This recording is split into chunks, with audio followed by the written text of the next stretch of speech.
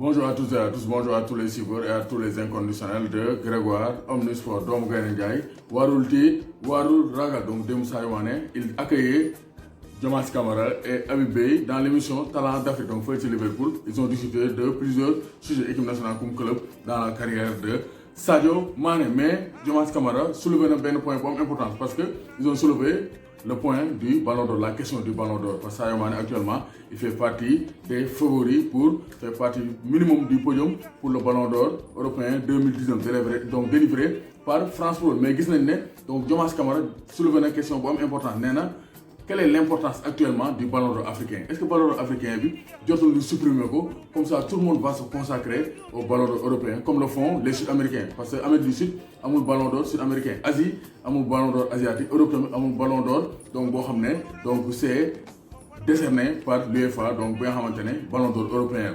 Donc gis nañ ne ballon d'or bi ñu joxe mooy ballon d'or France Football bi loolu c'est toutes les nationalités, tous les continents réunis. Donc pourquoi pas ñu éliminer le ballon d'or africain parce que d'une part nee na mën naa handicaper donc les Africains parce que il faut se dire que su ma gagné ballon d'or européen bi rek bon je vais me contenter du ballon d'or africain.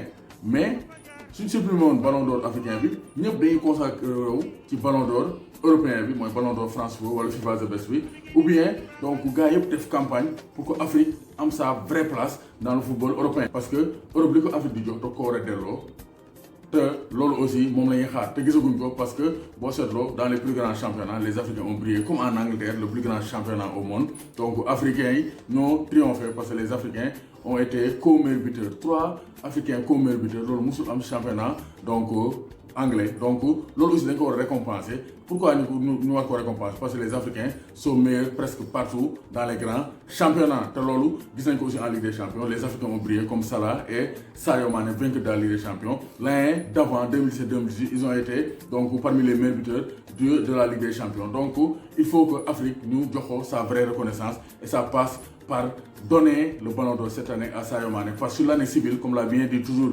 donc Diomaye Kamara, parce qu'on va retracer l'émission d'hier.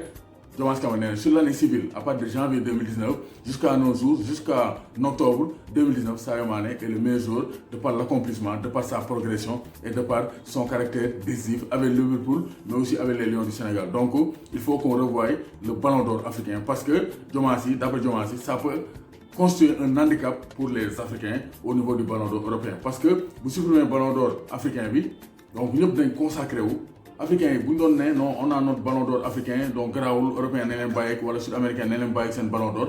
Donc nous devons faire pour remporter le ballon d'or. Et les journalistes aussi vont tout faire pour voter pour leur pays. Donc les journalistes aussi, nous devons voter pour seen mbokk Afrique yi avant ñu voter keneen. doo gis benn Argentin di voter keneen avant muy voter Lionel Messi xalaatu ko sax surtout pour ballon d'or bi France Football ñoom journalistes yi ñooy voté contrairement donc au FIFA bi nga xam ne supporters dañuy voté donc les sélectionneurs votent les capitaines votent. Ballon d'or France Football ce sont les journalistes qui se regroupent, journalistes de chaque pays dañuy ñëw voter pour sacrer le ballon d'or 2019. Donc espérons que Sadio Mané bokk minimum dans le podium bu ko gagnewul sax mu bokk minimum dans le podium. Mais on croit toujours, on croit que Sadio Mané est le meilleur joueur au monde et il est capable de gagner le ballon d'or cette année. Donc démb Diomaye loolu soulevé maa ngi laaj seen xalaat nag débat la quoi maa ngi laaj seen xalaat da ngay xalaat ci proposition Diomaye boobu supprimer ñu éliminer le ballon d'or africain pour se consacrer intégralement exclusivement sur le ballon d'or européen. doomu Gaynde Ndiaye warul tiit warul ragal Sadio Mané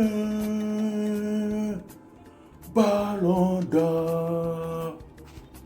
léegi ku bëgg a abonné compte Instagram Grégoire Omnisport da ngay tapé Grégoire _Omnisport Grégoire _Omnisport page Facebook Grégoire Omnisport, Snapchat Grégoire Omnisport. Donc partout c'est Grégoire Omnisport. Moi Snapchat, Instagram, Facebook, YouTube Grégoire Omnisport. Vous serez toujours informé sur tous les réseaux.